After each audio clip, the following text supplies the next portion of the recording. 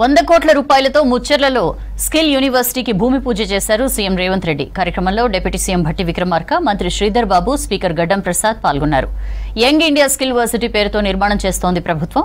Young India skill వర్సిటీలో 17 కోర్సులు ప్రారంభించనుంది.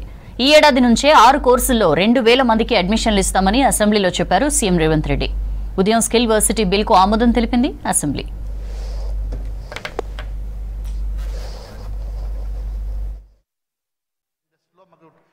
Verticals ఉన్నాయి, అంటే ఫార్మా, ఐటీ, డిఫెన్స్ ఇలాంటి రంగాల్లో ఉన్న వాళ్ళందరూ పెద్ద వ్యాపారస్తులంతా కూడా కన్ఫెడరేషన్ ఆఫ్ ఇండియన్ ఇండస్ట్రీలో ఉన్నారు.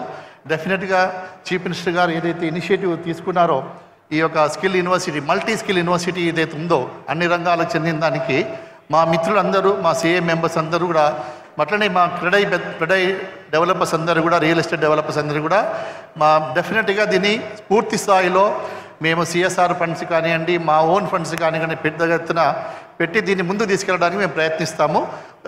అదొకటి. రెండోది, నేను also I'm representing national vice chairman of the Indian green building council. బిల్డింగ్స్కి రేటింగ్ చేస్తాము.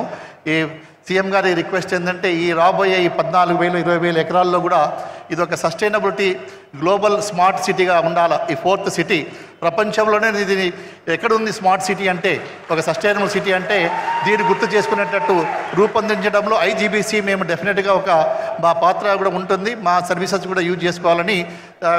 Sir, all the best sir.